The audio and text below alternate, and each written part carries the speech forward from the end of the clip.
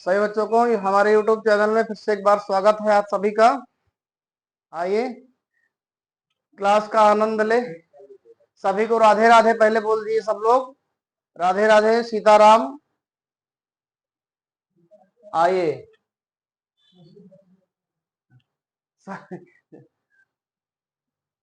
तो बात कर रहे थे प्रत्यास्था की। तो प्रत्यास्था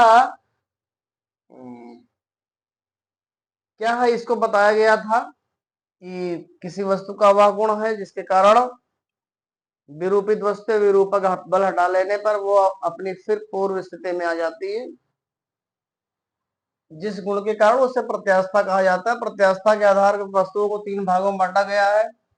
प्रत्यास्थ वस्तु में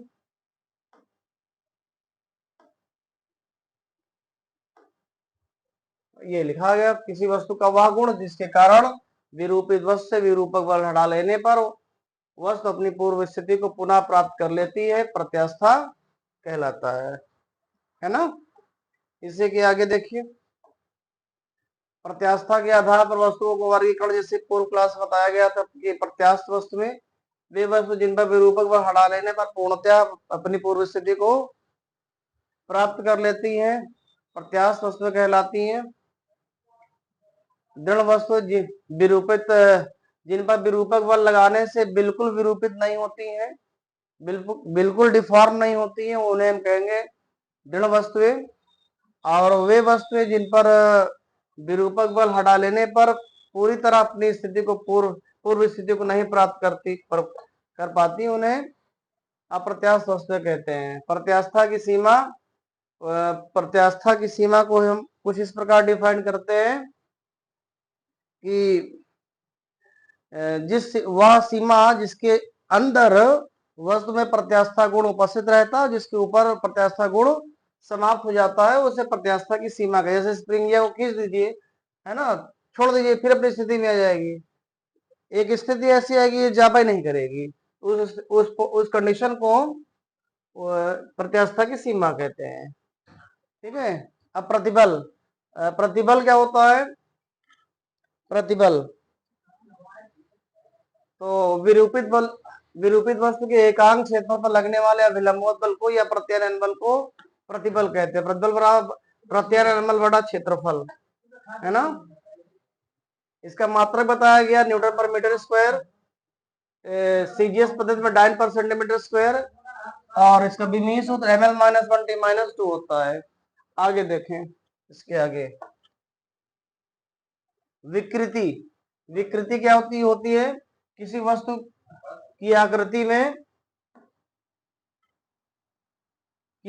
की आकृति में उत्पन्न भिन्नात्मक परिवर्तन को विकृति कहते हैं। जैसे मैंने आपको कई तरह से वीडियो बना के बताया था, है ना। जैसे ये हाथ है, ऐसा टेढ़ हो गया है, इसमें क्या उत्पन्न हो गई? विकृति उत्पन्न हो गई ना, भिन्नात्मक परिवर्तन हो गया, है कि नहीं। तो इतना आप पढ़ चुके हैं। अब इसके आगे वाला टॉपिक देखा जाए, है ना। तो प्रतिबल के प्रकार आज बात करेंगे। प्रतिबल के प्रकार, प्रतिबल के प्रकार। प्रतिबल के प्रकार नंबर 1, अभिलंब प्रतिबल। अभिलंब प्रतिबल, है ना। अभिलंब प्रतिबल इसे कहते हैं नॉर्मल स्ट्रेस। नॉर्मल स्ट्रेस,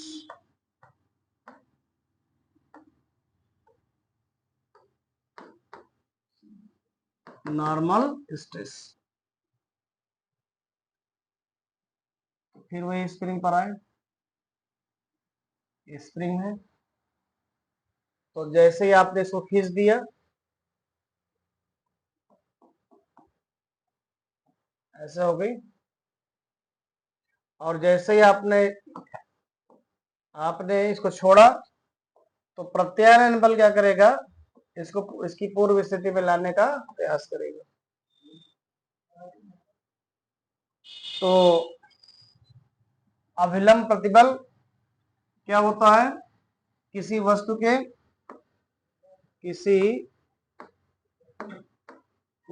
के अनुप्रस्थ काट के प्रति एकांक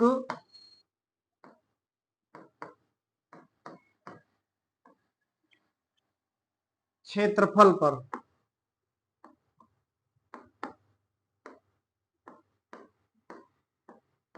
लगने वाले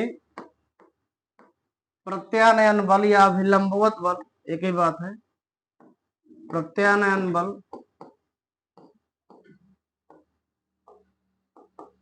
को अभिलंब प्रतिबल कहते हैं। अभिलंब प्रतिबल कहते हैं।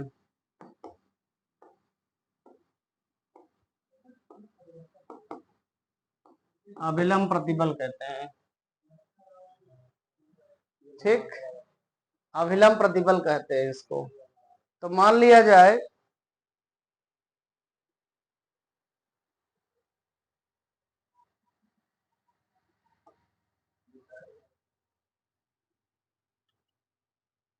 माना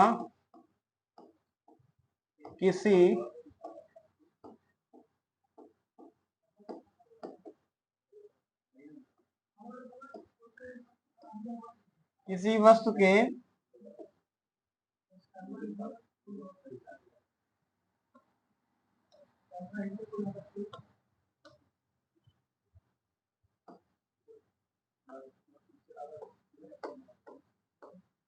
अनुप्रस्थ काट का क्षेत्रफल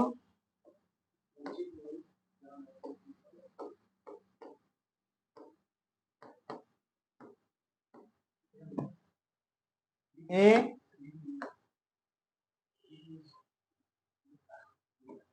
एवं लगने वाला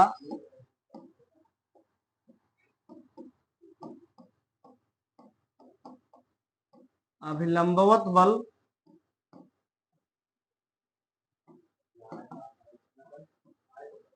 F है। तो प्रत्यानयन बल F मान लिया। तो प्रतिबल बराबर F बटा ए, स्ट्रेस इक्वल F बाई ए। इसका मात्रक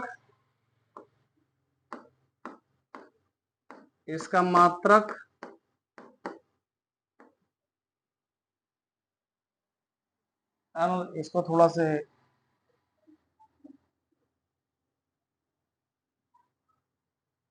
अभिलंब प्रतिबल कहेंगे। अभिलंब प्रतिबल, इसका मात्रक न्यूटन प्रति मीटर स्क्वायर होता है।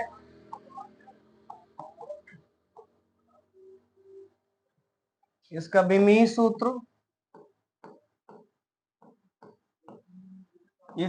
सूत्र बताओ कमेंट में। इसका विमीय सूत्र चलो निकाल देते हैं।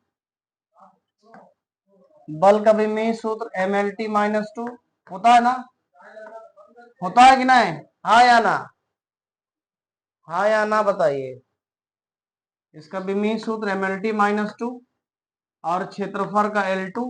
तो क्या बना? एक कम हो जाएगा ना इसमें से। इसमें एक पावर है, इसमें 2 है, तो क्या हो जाएगा? एक घट जाएगा इसमें से। तो क्या बनेगा? ml, एक में से 2 गया -1 t -2, ml -1 t -2 होता है। तो इसका विमीय सूत्र क्या होगा? ml -1 t -2 होता है। समझ में बात आ गई? तो ये अभिलंब प्रतिबल हो गया। अब इसके बाद दूसरा अपरूपण प्रतिबल। दूसरा नंबर अपरूपण प्रतिबल, शेयरिंग स्ट्रेस। अपरूपण प्रतिबल है ना, या टेंजेंशियल स्ट्रेस या शेयरिंग स्ट्रेस। Sharing stress. अपरूपण प्रतिबल क्या होता है? ये है, ये कोई वस्तु है एबीसीडी, इसके ऊपरी सिरे पर आप फोर्स लगाओगे तो किधर भागेगी? इसके ऊपरी सिरे पर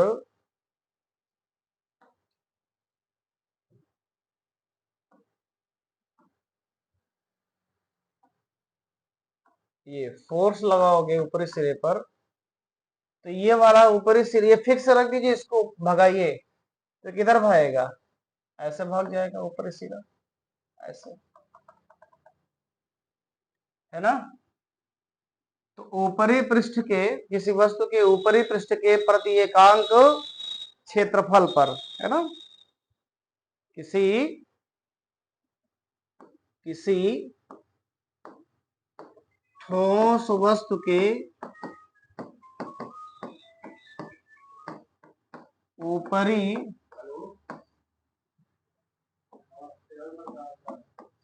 पृष्ठ पर,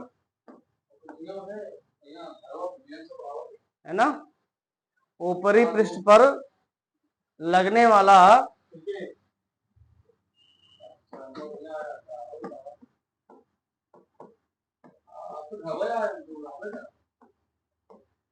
अभिलंब स्पर्श रेखी बल,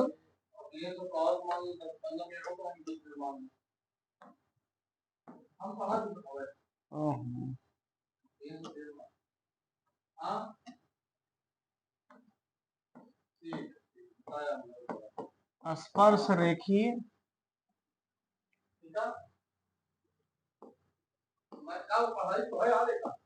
प्रतिबल, स्पर्श रेखी, सॉरी, स्पर्श रेखी बल, स्पर्श रेखी बल एवं ऊपरी सतह के क्षेत्रफल के अनुपात को, क्षेत्रफल के अनुपात को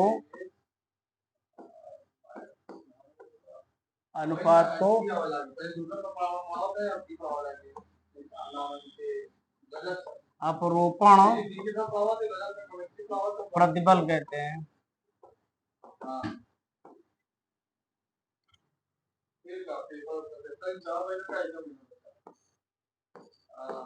अपरूपण प्रतिबल कहते हैं, ठीक है।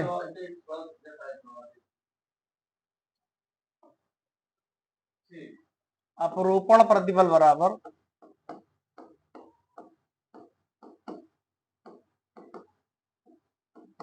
यह बटा ए। स्पर्श रेखी बल है, ये क्या है? स्पर्श रेखी बल, और ये क्या है? ऊपरी सतह का क्षेत्रफल।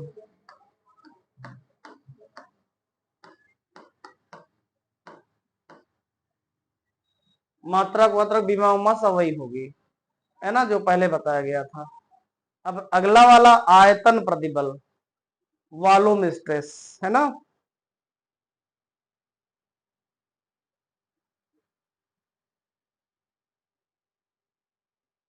तो अगला नंबर है थर्ड, आयतन प्रतिबल। आयतन प्रतिबल इंग्लिश में कहते हैं volume stress. Volume stress, volume stress, है ना। तो वस्तु के प्रति एकांक क्षेत्रफल में वस्तु के प्रति एकांक क्षेत्रफल में, वस्तु के प्रति एकांक क्षेत्रफल में वस्तु के पृष्ठ के लंबवत, वस्तु के पृष्ठ के लंबवत, वस्तु के पृष्ठ के लंबवत लगने वाले बल को, प्रति एकांक आयतन लिखा जाएगा, क्षेत्रफल गड़बड़ हो गया, प्रति एकांक आयतन, एकांक आयतन कैसे लिखा जाए, आयतन लंबवत बल को आयतन प्रतिबल कहते हैं, आयतन प्रतिबल कहते हैं।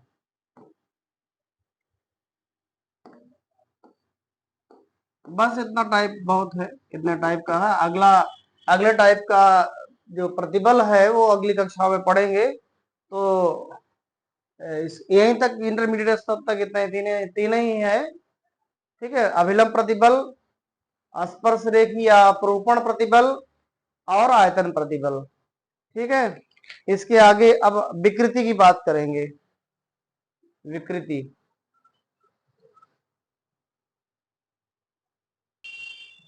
हाँ सभी बच्चे जो है होमवर्क के 15 क्वेश्चन है, एमसीक्यूज है, इसको आप जो है अपने स्क्रीनशॉट ले लीजिए और नेक्स्ट टाइम पर हम इसको सॉल्व करा देंगे, है ना, ठीक है। तो ये पहला प्रश्न लिखा हुआ है, ये दूसरा आंसर में टिक लग गया भाई, आंसर अभी आंसर नहीं है, अच्छा बाद में किसी को लग गया है शायद, बाद में आप लोग घर पर करो पहले, तब हमसे बात करिए, है ना। देखिए क्वेश्चन नंबर 3, 4 स्क्रीनशॉट ले लीजिए जल्दी से।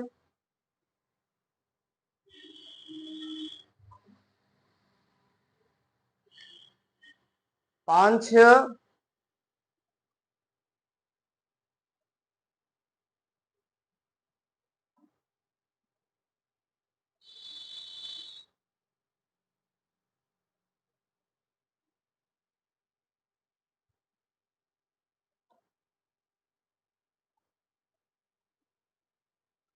हाइड्रोलिक प्रतिबल,